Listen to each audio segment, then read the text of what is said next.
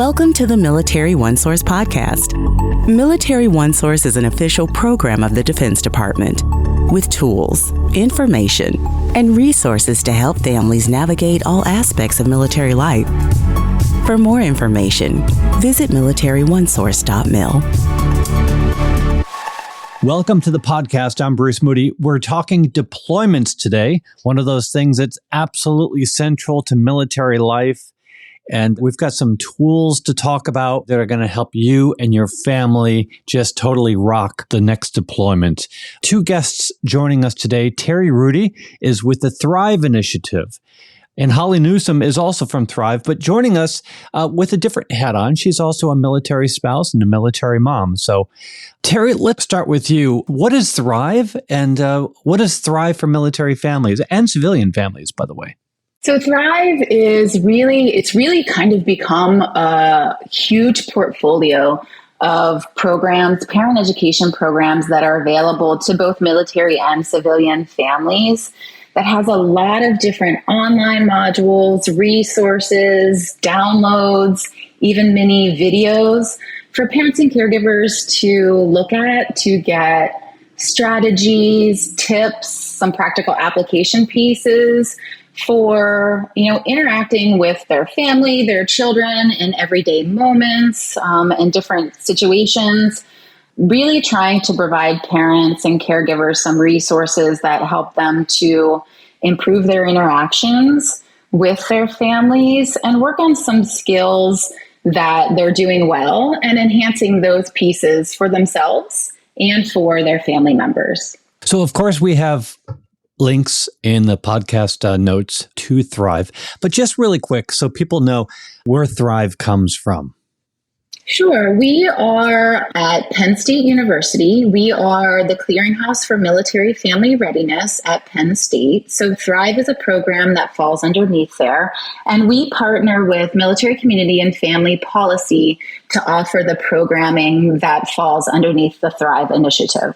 Right. So while there's a lot of information about parenting out there, Thrive has modules and messages that really resonate with military families. And it's free, and it's really easy to use. And the link, again, is in the program notes. So it's a really great tool. Holly, let's bring you into the conversation. Why don't you introduce yourself? And we want to talk about you and some of your experiences as a military spouse and a military mother. Sure. Thanks, Bruce. Holly Nusom. I'm an Army spouse of going on 19 years. I'm a parent of 4 children. My oldest just turned 18. I have a 13-year-old, and we have 11-year-old boy-girl twins. My husband has deployed 3 times over the course of his Army career, each one being just a little bit different than the last. And the dust is settling from our 9th Army move. We just moved to the state of New York, and looks like we may move again next summer. Okay. For people who are new to the military, I think it's so important to understand that every deployment, every move is different. As you go through military life, they're always different because your life is different. Things change in your life, and that changes your experience with a deployment and also a move. So, Holly, what I'd like to ask you to do is kind of share any stories, any experiences that kind of highlight how Thrive can help military families manage the challenges of a deployment. Yeah. So, military families are really unique. The Army is different than the Air Force, than the Navy. The deployments look a little bit different. Even within that context, just families are unique. But one thing we do all have in common is that we're often away from our extended family, our best friends. We possibly are living in a location that we didn't choose or don't necessarily love. And for all of us that are experiencing a deployment, we have to have that first deployment. So kind of have to cut our teeth somewhere. For me, like I said, deployments looked a little bit different each time. My husband's first deployment, we were fairly new to Army life. We lived across the country from family, and we had just brought home a baby about 4 months before he was leaving. So for that experience, I was just like, what am I doing? so far from home. I have this baby. Is he even going to know this baby when he comes back? That was kind of a deployment that we didn't know much about. We didn't know how often we'd be able to talk. It was a time where they still got a mid-deployment leave. So it was a year-long forecasted deployment. And, just kind of like, what is this even going to look like? Second deployment, we had 2 kids. This time I had a preschooler. And actually that second baby came about midway through deployment, and my husband just missed it, which was unfortunate. But I felt like I became part of that sisterhood of spouses who has a baby while their husband is deployed. But that was one where we got to talk a lot. We video chatted often. The pace was a little bit different during that deployment. So that whatever I learned from that first one really went out the window with the second one, because just the communication was so different. And I had, a kid that could talk and tell me that she missed daddy, and then a baby that I was trying to have bond with someone over a video recording. And then this most recent one, we had 4 children. We lived 1,000 miles from home, but we had the most amazing community of friends and people that were in our same boat, and also quite a few people that had been there before. And that's really where I feel like I kind of had a grasp on how to navigate deployment in a way where I didn't feel like I was surviving. I was more thriving. And I think there really isn't a one size fits all for how to navigate deployment, but the different resources within Thrive certainly address many of the concerns or issues that I've experienced with my family, and really just take a lot of the guesswork for, how to do something or what strategies may help your family. Just prevents a lot of that trial and error, or even just, I don't know what to do and I feel stuck and I don't know where to go. Yeah. The moment you hear of a deployment, whether it's something coming down the pike and you've got time to prepare, or if it's a short-term deployment, you immediately get a flood of questions. And then you get another flood. And then you start wondering, well, what am I not thinking about? What am I not taking into consideration here? What are my resources? There's just a lot of questions that go into the idea that, we've got a deployment coming up, and this is what my family looks like now. And it didn't look like this during the last deployment. So I have a whole fresh round of questions. Terri, can you kind of follow up with Holly's comments and just talk about what Thrive might offer to families who are anticipating this new deployment or maybe just the first deployment? Yeah, we have been developing some supplemental modules for the Thrive programming. So they're, again, available online. They're shorter modules. We have one right now that is called Parental Absence. It's a fairly new supplemental module. So it's parental absence, parenting through family separation. And within that module, there are a lot of resources in terms of, there's a deployment happening. How do we prepare? And what do we need to do now? What are some of the things? And some of the resources are downloadable, so you can work through, like, what is it going to look like? Like, what do we need to plan for before this happens? What are we going to do during? What do we need to plan for after? So the reintegration, kind of coming home and sitting down together as a family and figuring out what it's going to look like. So thinking back to some of the things Holly mentioned, in terms of, it's so nice to have like recording and video capabilities these days, but depending on where your deployment may go or what your situation looks like, maybe you can't do, like Holly said, she had a nice experience where, she could do the video calls with her husband and her child. But if you're going, your significant other is going somewhere where that can't happen, potentially doing some video recordings before so that your children can still hear, see the other parent as they're deployed. But there are definitely a lot of resources that you can take away from that module. We also have a co-parenting module that has some really nice resources in terms of thinking about a co-parenting plan. Kind of, what does it look like now before you go? So you're doing these pieces, I'm doing these, but now you're going to be gone. So who's going to kind of fill in? Who's going to pick up that slack? Is it going to just be me, or do I need to reach out to kind of my larger circle of support? Like Holly mentioned, she had that group of mothers who were supporting each other. Do you have other people like that? Who can you identify? So really getting yourself set so that you can be successful while there's an absent parent at the same time. And so you had this community, right? So when you are talking with them, what concerns are you hearing from this community? And what are you hearing from them regarding the resources or the needs that they have when they learn that their service member is about to deploy? So, being in this community, just moved recently from Fort Campbell. That's a high tempo location with deployments, rotations, time away. The first thing I hear is, oh my gosh, we have a deployment coming. I have kids. When should I tell my kid? Maybe I have a child that's a little bit anxious. They don't want to cause a bunch of worry, unnecessary worry when there's a lot of time before that parent leaves, but they also don't want to spring it on their child. So, finding that perfect time to let their child know that their parent's leaving. Another concern is, how do they keep their children connected to their away parent? Little kids grow very rapidly and a lot of developmental milestones happen. They want to keep that away parent connected and feeling like they're part of the family, and making sure their child knows that the away parent misses them and knows what's going on in their life. It's scary when you think about how long a deployment may be and how much, a baby that is just born is going to be possibly walking when their parent comes home, and what that looks like for connecting those two and keeping that relationship strong. The community of moms that I tend to fall into really is the difference maker in being, and in my experience, an Army family. I don't know if I didn't have those communities that we would still be an Army family without those.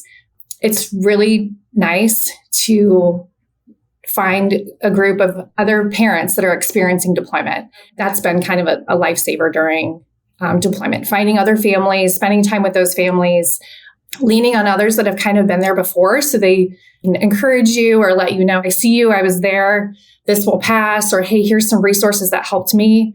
One of my husband's deployments, I moved home. I lived with my parents, and gosh, that was really hard. They couldn't relate.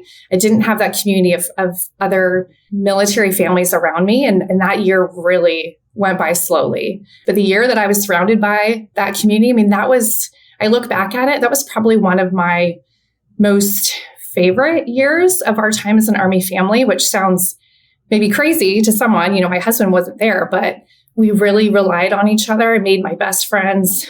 My kids made wonderful friends. We just have some really great memories.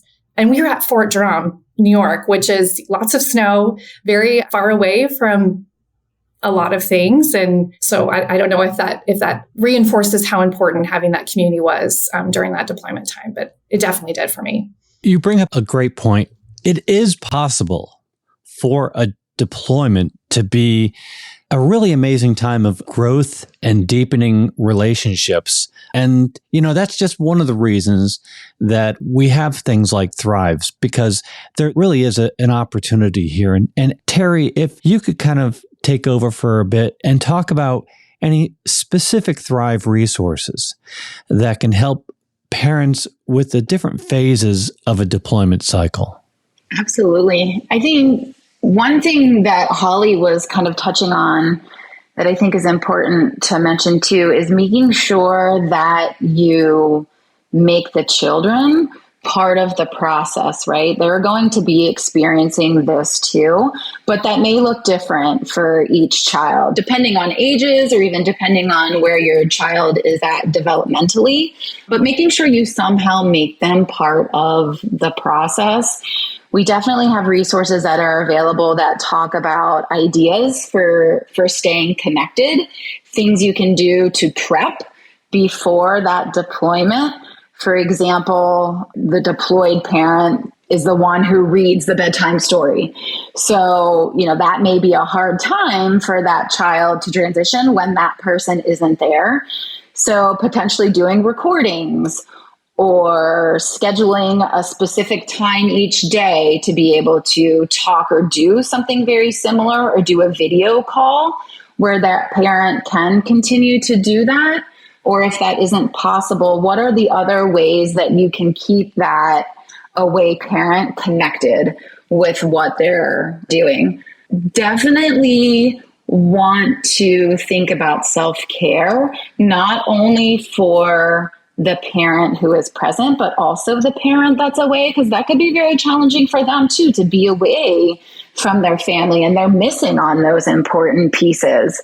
The away parent isn't getting to experience those things. So what can they do for themselves to make sure that they're mentally okay with missing out on those pieces? And then for the parent that is still present and still there, it could be a lot for them. There could be a lot of things going on. So making sure that they're maintaining a certain sense of self-care and that the parents are working together. So we have a lot of co-parenting resources.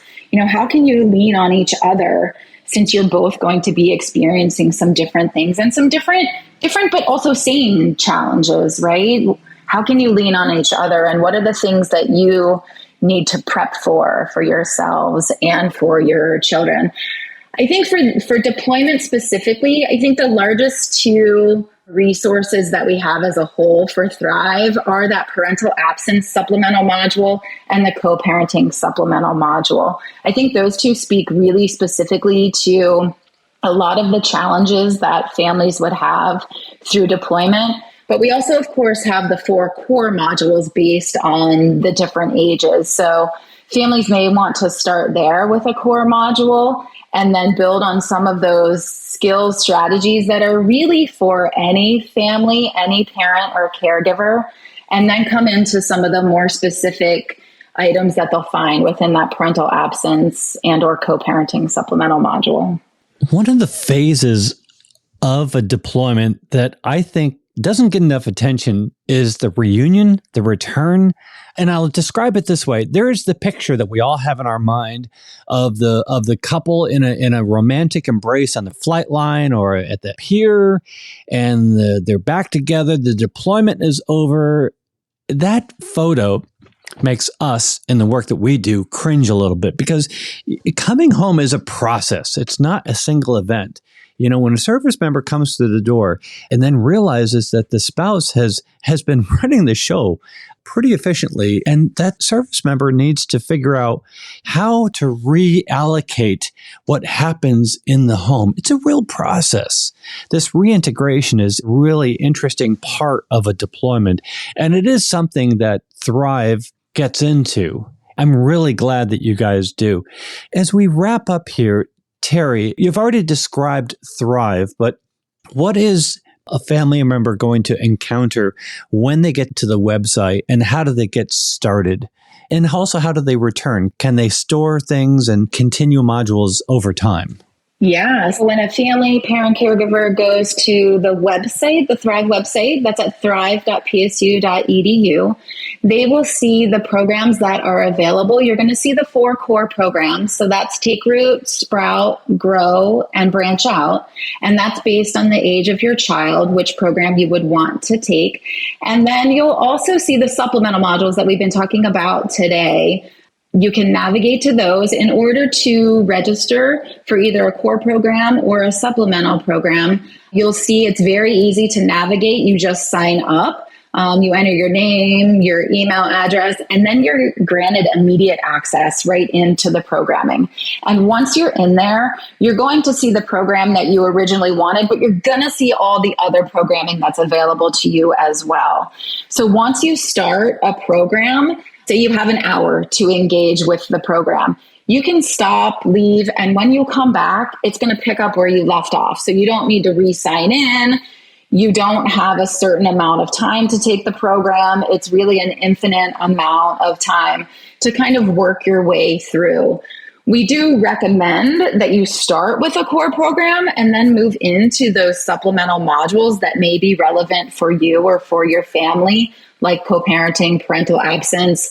There's also some other modules like adolescent mental health or harmful behaviors, some exceptional family resources there as well. But it's very, very easy to register, to log in, to keep your information. Like I said, it doesn't time out. So a very easy process. And of course, if any families ever have any challenges, we're available. We've got a contact us page on the website as well. And we're generally very, very responsive and get back to individuals quickly. Thanks. And again, we've got a link to Thrive in the program notes. We also have a couple of links to Military OneSource with articles about preparing for a deployment. Terri, great to have you on the podcast today. Any final words before we close up shop? I think maybe final words would be if any families, parents, caregivers, or even professionals who are listening to this have any ideas for additional resources that we could add to Thrive that could be helpful for families, we are always happy to hear those things. So feel free to send us an email through that contact us page on the Thrive website or bringing it through Military OneSource. However you can get to us, we'd be happy to hear that information. It's always nice to hear from the field or from the families directly what resources they need or what's really lacking. And then I also want to thank Holly for joining us today and sharing her experiences with us. We're grateful to have her on our Thrive team. Thank you. Yeah, we're grateful to have Holly with us as well. In fact, Holly, we'll give you the last word. Yeah. So again, just for professionals out there, families out there, Thrive is a great resource. So much information, some downloadable tip sheets, fact sheets with things that parents can do now to help their families. I really wish a lot of these resources were around when I was first embarking on Army life. But you know what? They're here now. I'm sharing them constantly to those that I meet that are wondering where they can go for support. And like Terri mentioned, we're here to meet the needs. And so those missing pieces or pieces where families would like some more information, we'd love to hear about it. Thanks, and we'll leave it there. I want to remind you that Military OneSource is an official resource of the Defense Department, and we always appreciate hearing from you. We have a link in the program notes. Send us a question, a comment, or maybe an idea for a future episode. And be sure to subscribe to this podcast wherever you listen to your podcast, because we cover a wide range of topics to help military families navigate military life. I'm Bruce Moody. Thank you for listening. Take care. Bye-bye.